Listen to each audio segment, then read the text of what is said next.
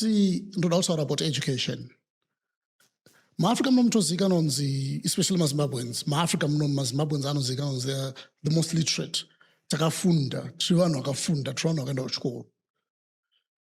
But ukanyatsofamba around, especially mughetto matinogara isusu, uchinatsotarisa zviri kuitika zvacho, unatsoona kuti illiteracy to whose benefit? Like background at school, una benefit illiteracy yacho. I'm not being political here. Please understand me. I'm not being political at all. I'm asking a very simple question. I think Africa, if not in the world, Zimbabwe is one of the most expensive education.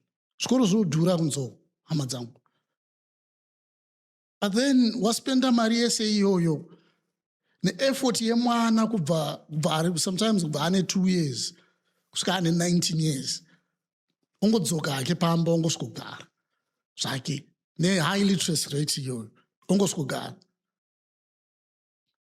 And I'm not talking about kuti nekuti hakuna mabasa, I'm taura nyaya dzemabasa, taura nyaya dze-education yacho, because mabasa anocreatwa nevanhu venyika.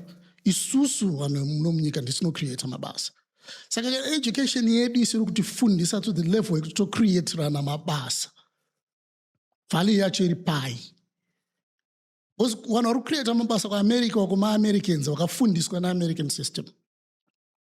Vanhu vari kucreata mabasa ku-UK ikoko, vanhu veku-UK vabva through education system iyoyo. Vanhu vari kuinnovata kuAmerica vari kucreata ana WhatsApp wacho, ana Facebook wacho, ana all this AI. Vana vafundiswa muAmerica imomo ne-education system yekuAmerica iyoyo. Saka ne-education system yedu isi kutomboproducer anything chine value kwatiri isusu sevanhu. What's the point?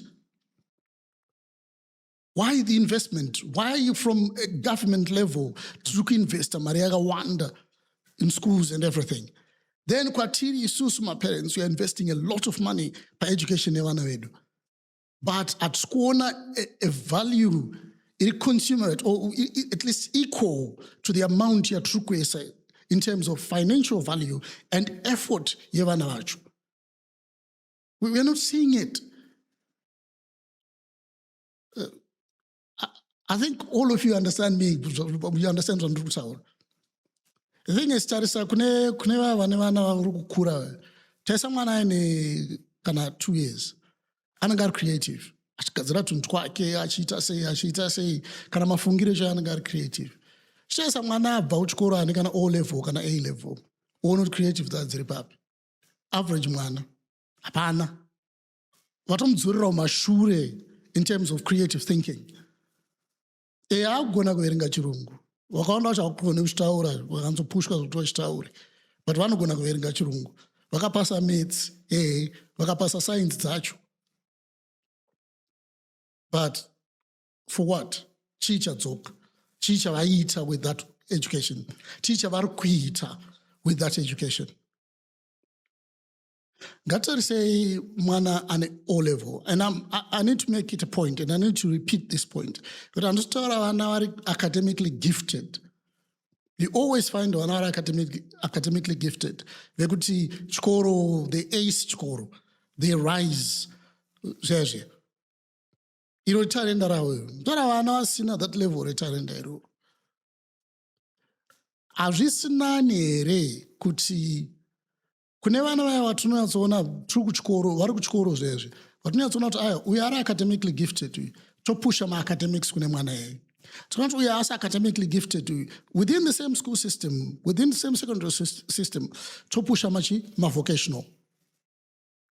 Like, for example, we teach woodwork muzvikoro zvakawanda, we teach agriculture muzvikoro zvakawanda, we teach building muzvikoro zvakawanda.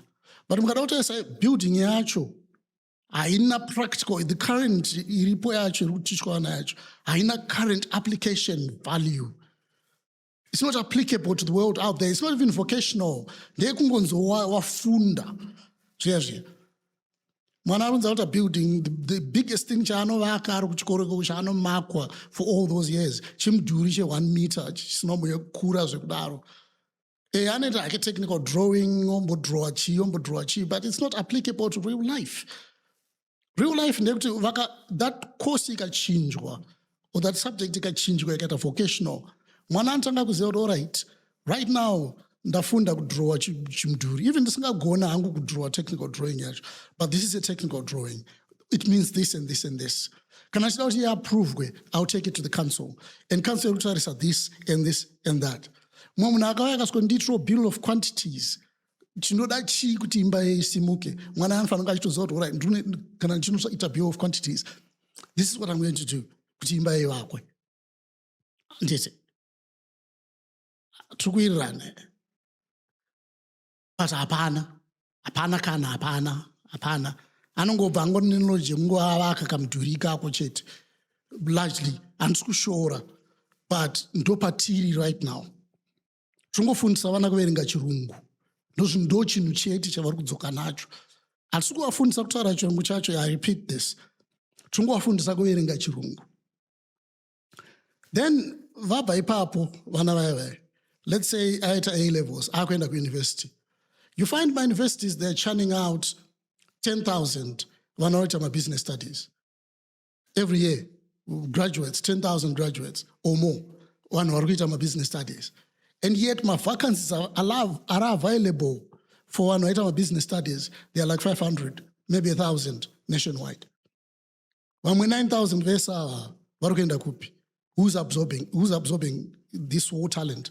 No one. You find majority vakutengesa zvinhu in the informal sector. You find vari lako vaenda kunoita retail assistants. Nothing wrong with a retail assistant, but imagine the investment yaitwa neparent. Imagine the investment yaitwa nemwana in years of learning.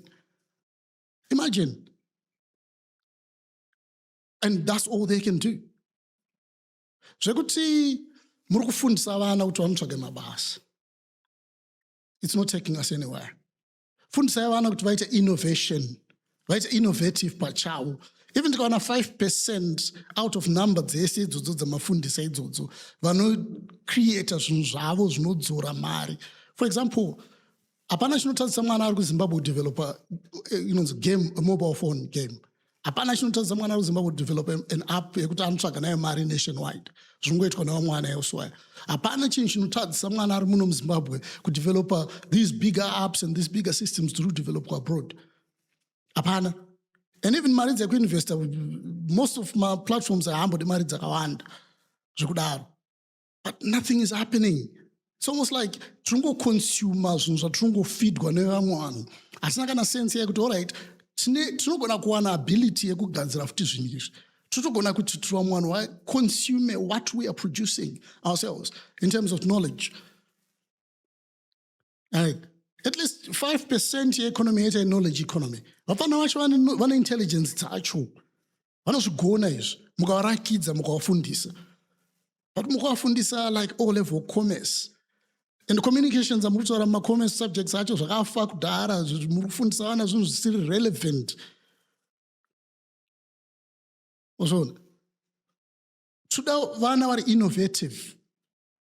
Kuti vanobva kuchikoro aine sense yekuti kana ndiri carpenter ndaakuenda kunotanga business rangu, ndikangwana kamari ndogona kutanga business rangu. Kana ndiri builder ndaakuenda kuti unotsvaga vanhu vekuvakira kana ndakutanga business rangu. Kana ndiri agronomist, which is agriculture, mwana wangu atoziva kuti ndore ndikabva pana ndakuenda kupras ndakutonotanga kurima chakati nechakati zvakuzoita zvakati nezvakati. But hapana, mwana apedza all level achiita agriculture akaenda kupras wakutanga kufundisa futi from zero kuti aiwa zvinonzwai. Saka yatinoti literacy, maZimbabweans takafundei, tiri kufundei. Is it relevant? Vana vacho vakawanda vacho havasitogona kana kuchinja tayi rebhasikoro. Handisi kushora panotaura chokwadi. Kana kuti simple things, kuchinja mvura mumota chaiyo, coolant, kuti acheke mota yake ega pasina kunzi mumwe munhu ongocheka zvinhu zviri essential asati atanga kudhiraivha mota. Majority havazvizive, havazvigoni. And hapana kana that formal education yekuti alright zvinhu zvinodai. So kana tichiti takafunda, I question kuti kufunda kwacho chaiko kuri papi. Ndoisira ipapo. Internetwa Nomen Hamidu. And please subscribe to the channel. tirambo tichiitawo mavideos aya zvinoti encouragewa kuramba tichiitawo zvaTrueGate. I thank you very much. Until next time, bye.